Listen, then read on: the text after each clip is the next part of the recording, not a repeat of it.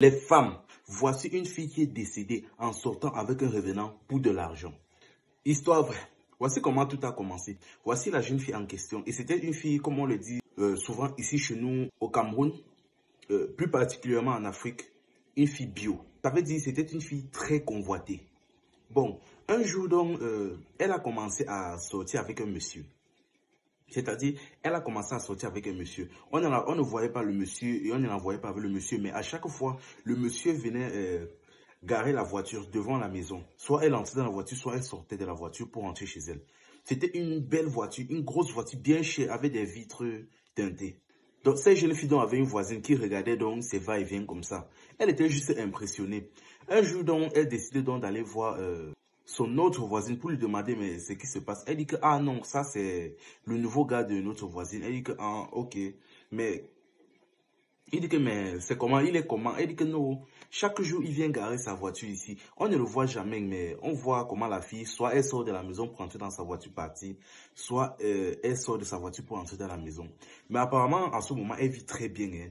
Le monsieur lui donne tout ce qu'elle veut. À chaque fois qu'elle sort de la voiture, peut-être tu n'es pas au courant, mais à chaque fois qu'elle sort de la voiture, elle a toujours des paquets, des sacs Gucci, donc elle a toujours des cadeaux, des colis en main. Donc le monsieur la met à l'aise. Et apparemment, chaque week-end, ils sont à Limbe. Elle est à Limbe. C'est-à-dire, comme elle sort peut-être un vendredi soir comme ça.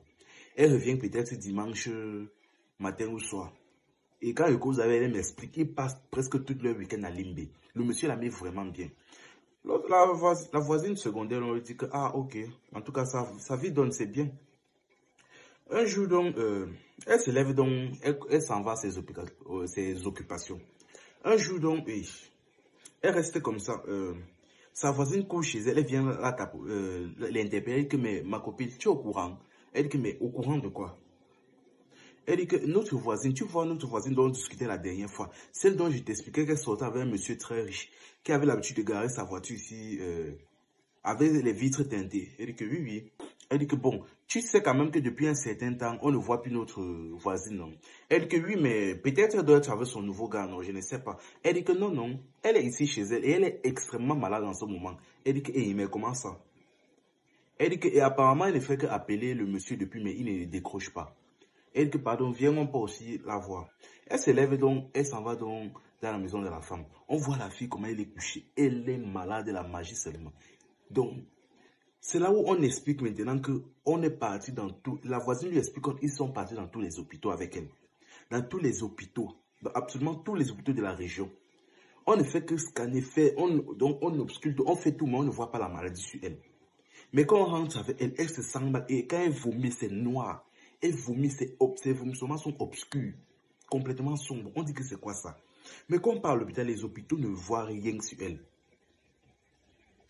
Bon, et maintenant, on dit que bon, et comment ça se passe au niveau de son gars? On dit bien qu'elle ne fait qu'appeler son gars depuis et ça ne passe pas. Ça ne passe pas. On dit que bon, l'affaire si est très bizarre. On dit que bon, explique-nous, peut-être tu as mangé quelque chose. Son grand frère vient maintenant, il dit que non, là, l'affaire si c'est déjà chaud. On fait tout, on va partout avec toi, on ne voit rien, mais tu vomis, c'est noir et tu te sens mal. Pardon, explique-nous, si tu as mangé quelque chose, tu as pris la chose de quelqu'un, tu as fait quoi, tu es entré dans quelque chose qui n'était pas simple, pardon. Explique-nous. Parce que là, maintenant, là, ça nous dépasse déjà. La fille explique, on lui demande, on lui dit ce qui s'est passé les derniers jours. Elle explique que, bon, les derniers jours, si elle était à Limbe avec son nouveau gars. Bon, ce qui s'est passé donc est que, arrivée à Limbe, elle a accouché avec le gars. Et elle précise bien que tous les fois où elle sortait avec le gars, elle faisait des voyages et tout, elle n'avait jamais couché avec le monsieur. Mais le week-end à Limbe, voyant comment le monsieur l'a mis à l'aise, elle a finalement décidé de se laisser faire. Et elle a couché avec le monsieur. Et après avoir couché avec le monsieur a dit, bon, vraiment, en faisant ça avec toi, tu m'as mis à l'aise, quoi. Je sens que je t'aime. Il a baragouiné plein de choses pour la laver le cerveau. Bon, étant bête comme elle est, elle a accepté, oui, oui. Et le monsieur a pris une tonne d'argent. En fait, un sac d'argent, il a donné à la jeune fille. Étant bête comme elle est, elle a accepté. La fille a donc pris l'argent, pensant que non, le monsieur donne ça parce qu'elle est trop belle ou parce qu'il aime trop les femmes. Elle a pris son sac, elle est donc partie. Elle est montée donc dans le car, elle est rentrée. Son grand frère lui demande que, hey, attends. Je vais d'abord, la valise d'argent, là, d'abord, il y avait combien dedans? Elle dit que non, elle n'a pas pu compter, que c'était même pas les liens, c'était des billets versés dans le sac comme ça. Donc, elle n'a pas pu compter, tellement c'était beaucoup. Et elle a expliqué que dans le bus, elle a mangé 200 000 sur ça. Donc, au cours des derniers jours, elle a mangé même 200 000 sur ça. Et elle n'a pas pu compter tellement c'était beaucoup. Elle dit que bon, et le reste de l'argent, là, elle dit que c'est ici en bas de mon lit. Le grand frère se baisse donc sous son lit, il tire une grosse valise. Et quand il ouvre, il voit de l'argent avec des billets entassés à l'intérieur. C'était n'importe quoi. Le grand frère dit que mais ça c'est quoi ça? Comment est-ce que tu peux rentrer avec autant d'argent? Tu ne lui dis pas. Tu ne lui dis pas. Je ne sais pas. Peut-être en rentrant même, les bandits auraient pu te suivre, venir ici nous agresser sans qu'on ne soit au courant, quoi. Il faut au moins dire qu'on pense à mettre en banque ou autre chose. Mais il dit qu'une dernière chose en fait. Comment un monsieur peut te sortir l'argent comme si tu étais... Donc, ce n'est même pas un fonds de commerce. Tu vois l'argent, mais toi-même, regarde, regarde tous les billets entassés dans un sac comme ça. Ce n'est même pas un fonds de commerce. Il te donne ça comme ça que tu es qui? Tu réfléchis que comment? Jusqu'à tu peux même manger l'autre, c'est ça. Tu rentres, tu caches, tu ne lui dis pas. Elle dit que bon, tu sais quoi? Et tu sais quoi, là maintenant, l'affaire n'est vraiment pas simple. Et c'est net après avoir utilisé cet argent qu'elle a commencé à tomber malade. Là maintenant, son grand frère dit, l'affaire ce n'est pas simple. Tu vas appeler le monsieur. La fille dit qu'elle ne fait qu'appeler depuis, ça ne passe pas. Le grand frère dit donc, donne-moi le numéro du monsieur. Il prend le numéro du monsieur, il appelle. Et le tout aussi, avant même ça sonnait, avant que le monsieur ne décrochait pas, mais le tout aussi maintenant, ça dit littéralement que le numéro n'est pas attribué, donc que le numéro n'existe même pas, que ça n'appartient à personne en fait.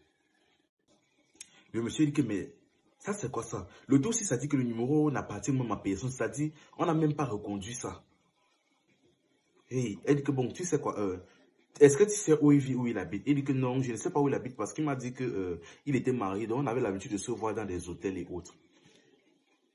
Ok, il n'y a pas de problème. Bon, si c'est au moment où il travaille, il dit que oui, il travaille dans une entreprise telle là. Il m'avait dit qu'il travaille dans une entreprise telle. Il dit que bon, ok, viens. Il dit que il dit que tu peux marcher, te déplacer. Elle dit je vais forcer. Il dit que ok, lève-toi en pas. On doit partir dans cette entreprise voir le monsieur. Il se lève donc. Ils s'en vont donc là-bas.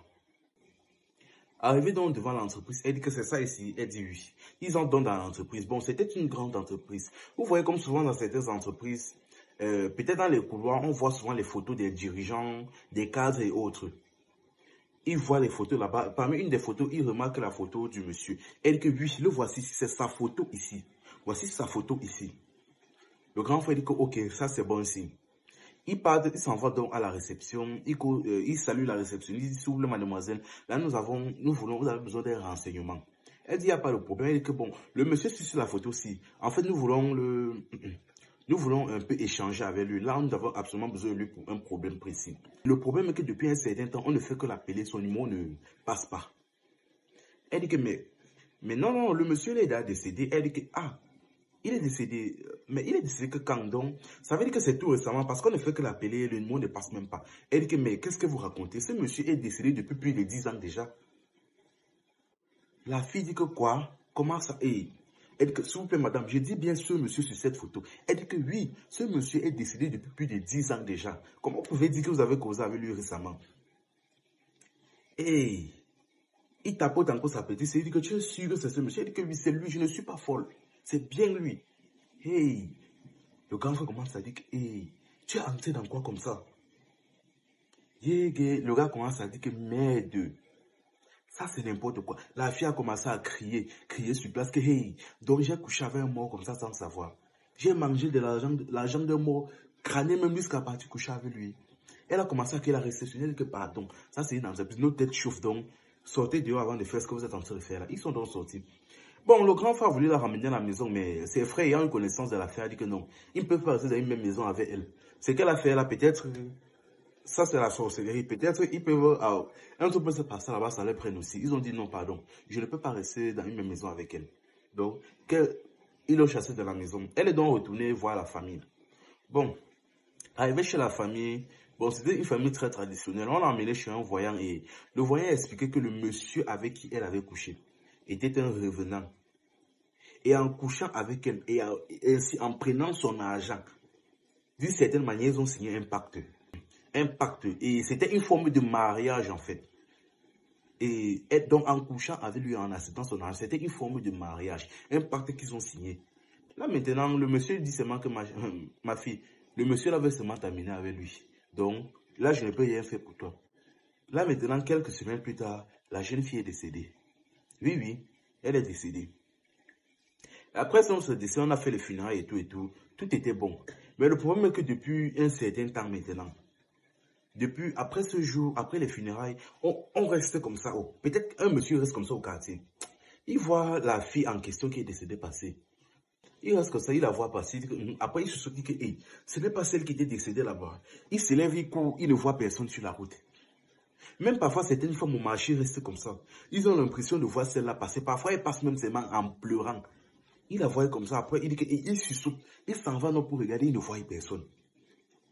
Parfois, même, il voit que ce n'est pas celle qui est décédée là. Il veut se rapprocher. C'est comme si elle n'était même plus là. Et certains jeunes maintenant se plaignent que parfois même ils la voient en boîte de nuit. Peut-être ils la voient en boîte de nuit comme s'ils ont seulement peur de l'aborder. C'est après qu'ils regardent et puis ils disent que hey. Mais à chaque fois qu'il veut se rapprocher, elle disparaît. Ça a duré comme ça un certain temps. Après, on ne l'a même plus vue. Mais franchement, les femmes, comment est-ce que tu sors avec un monsieur, tu ne connais d'Adam ni Ève. Vous voyez chaque jour dans les hôtels. Ça n'a pas de sens. Vous voyez chaque jour dans les hôtels. Ils te donnent l'argent seulement, tu le prends. Un jour comme ça, ils te donnent une valise d'argent.